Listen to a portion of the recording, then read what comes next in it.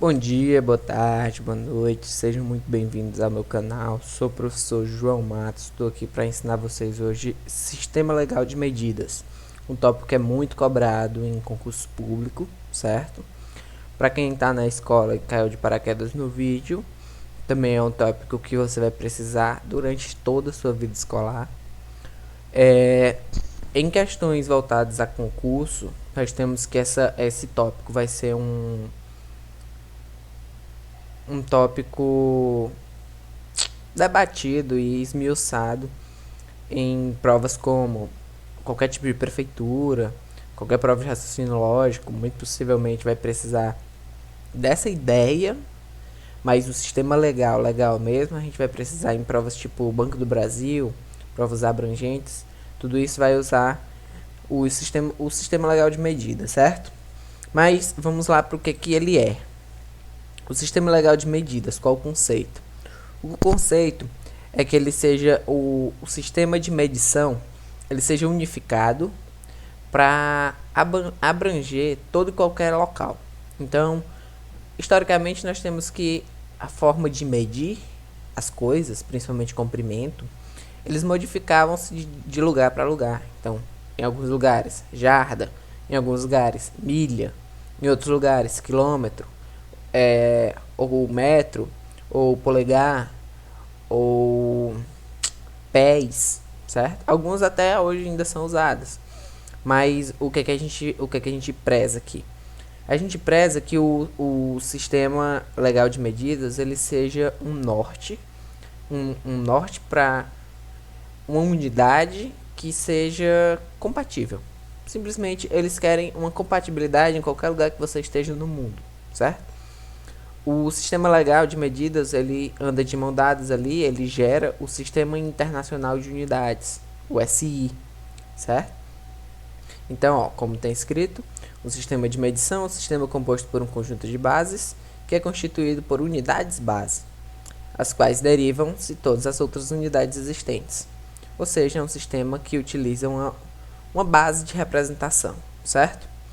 Antes da gente ver o que a gente vai precisar e aonde a gente vai usar, por exemplo, já vou adiantando, a gente tem o SI, o sistema legal, para volume, massa, tempo, comprimento, certo? Área, temperatura. Tudo isso tem uma unidade pré-definida para ser melhor dialogado dentro do mundo, né? Botei aqui, né? O Sistema Internacional de Unidades ele vai abranger hoje aqui na nossa aula comprimento, massa, área, tempo, volume e temperatura. O que mais? O que mais a gente vai precisar saber antes de falar daqueles caras especificamente? A gente precisa dos prefixos do Sistema Internacional de Unidades e isso aqui está muito ligado com notação científica, certo? Por exemplo, a gente fala muito quando fala de internet, eu quero um HD de 2 GB, eu quero uma internet de 400 MB. Mas o que é aquele giga, o que é aquele mega, certo? O que é aquele o tera, eu tenho um HD de 1 tera, o que é isso? O que é 1 tera? 1 tera é um prefixo do gigabyte, certo? O giga, ele é um prefixo do byte, certo? 1 terabyte, 1 gigabyte, 400 megabyte. Então, o mega, o giga, o tera são todos prefixos do, do, do byte. Assim como a gente fala em miligrama, mililitro, esse mili, ele é um prefixo da grama, do litro, certo? E isso serve para a gente se expressar grandezas ou muito grandes ou muito pequenas, certo? Por exemplo, a distância da Terra e da Lua é uma distância muito grande. Então é usado notação científica e esses prefixos para se utilizar de rapidez, né? Para ser mais hábil as contas e as informações. Um exemplo que eu botei aqui é sobre a diferença entre tempos de carro de Fórmula 1, que sempre aparece quando a gente assiste. Fulano tá tantos segundos na frente, meio segundo, certo? E tudo isso eu posso falar em milissegundo, microsegundo, centésimo de segundo, certo? E tudo isso vem do Sistema Internacional de Unidades. Tá aqui, né? Os prefixos mais utilizados em questões. Se você não souber, você nem lê a questão direito, certo? Então, giga, 10 elevado a 9. Mega, 10 elevado a 6.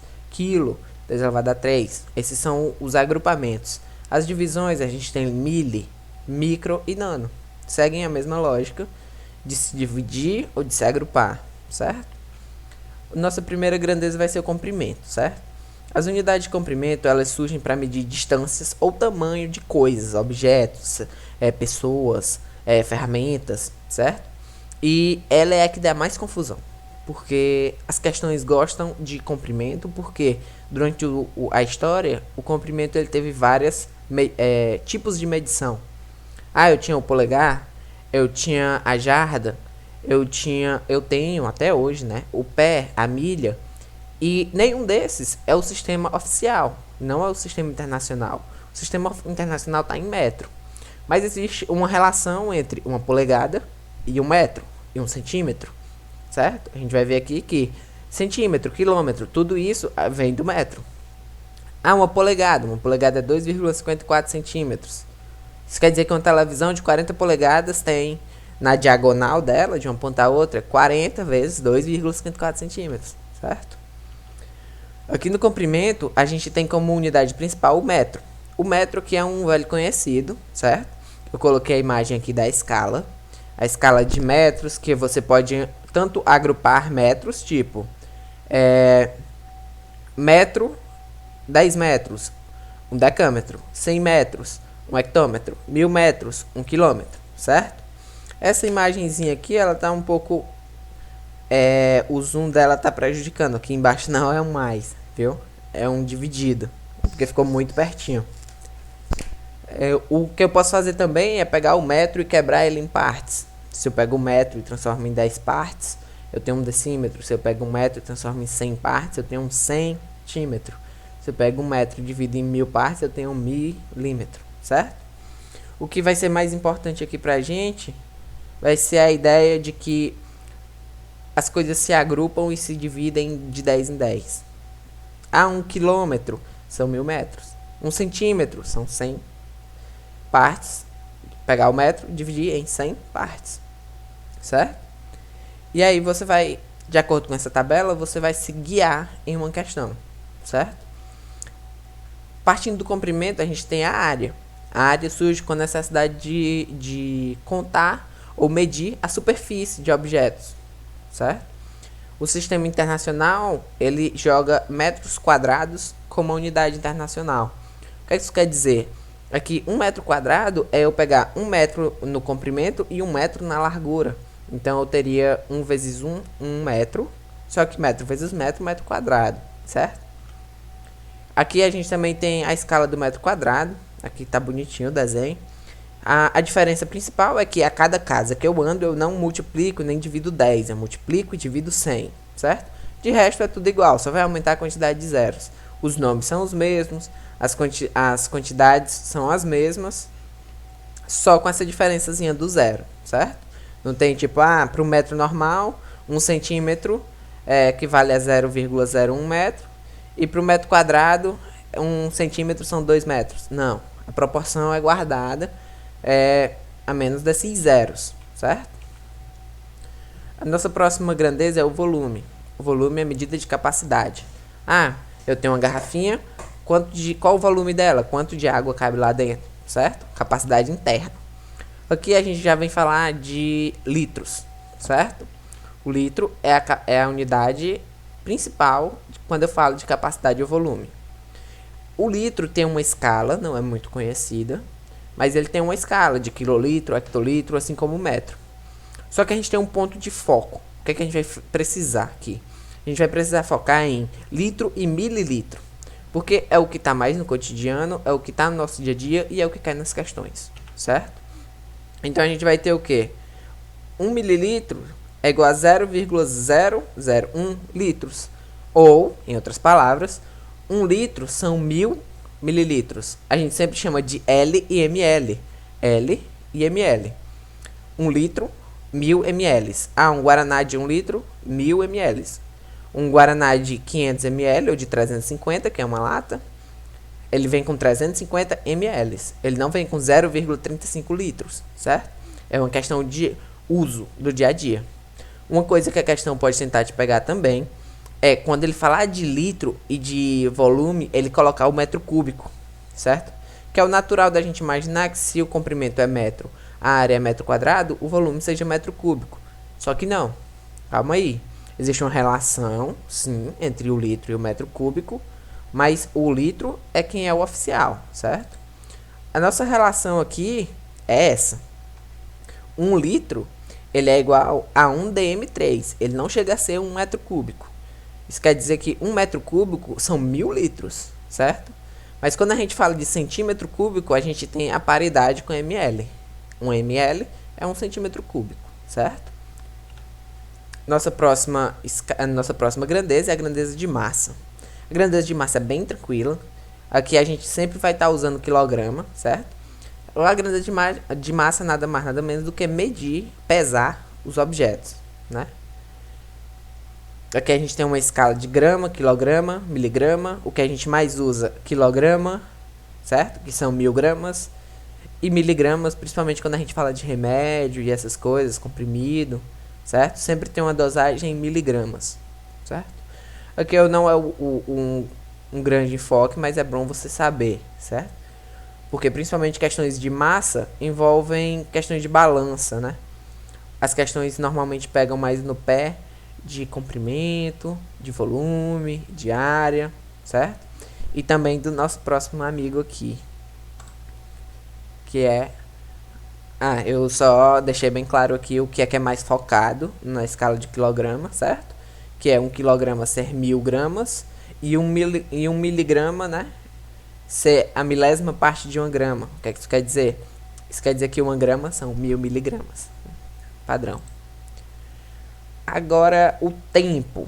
Muitas questões gostam de te pegar com o tempo. Por exemplo, quando eu falo em 2 minutos e meio, quando eu falo em 1 hora e meia, principalmente quando você vem de um raciocínio pensando em metro, pensando em litro, pensando em seja lá o que for, metro quadrado, coisas que se agrupam de 10 em 10, certo?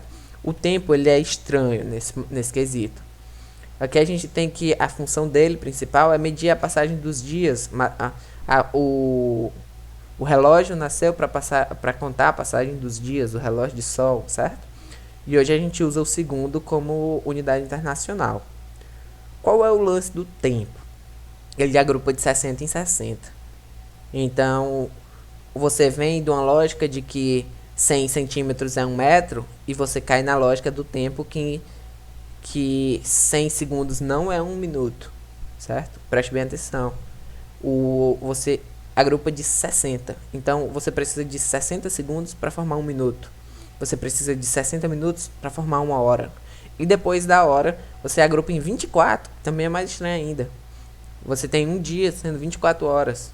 Quando eu digo estranho, entenda que é seguindo a lógica das grandezas anteriores, certo? Eu botei uma tabelinha aqui só para você se guiar. O que é quadrimestre, o que é trimestre, o que é bimestre. Que muitas questões elas colocam supondo que você já sabe, certo? E uma semana, 7 dias, um mês, 30 dias, 4 semanas também, um mês, certo?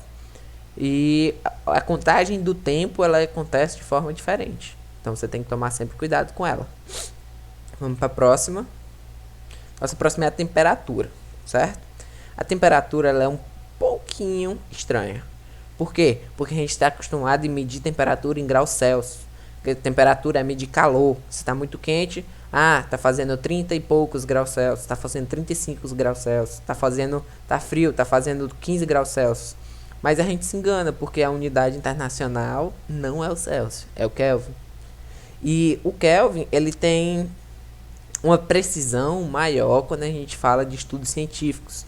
Mas ele não tem uma vantagem de uso, certo? O que a gente tem é que uma comparação entre os nossos graus Celsius, que é o que a gente usa no dia a dia, e os graus Kelvin. Isso quer dizer que os graus Kelvin, eles são os graus Celsius mais 273. Ou o Celsius é igual o K de Kelvin menos 273. Como assim? Vamos supor que na sua cidade está fazendo 20 graus. Isso quer dizer que quando eu pego esse 273 e jogo para o outro lado, eu tenho que sua cidade, na verdade, está fazendo 293 graus Kelvin, certo? Vantagem disso? Nenhuma. Mas eu tô só lhe dizendo que o Celsius não é oficial, não é a internacional. A internacional é o Kelvin. E sempre vai existir essa relação travada, fixada, certo? Pronto. Espero que tenha ficado claro essa parte do sistema de medida. É uma parte bem tranquila, inicial, certo? Mas é do começo que a gente vai formando o conteúdo mais grandioso. Muito obrigado pela atenção e até a próxima.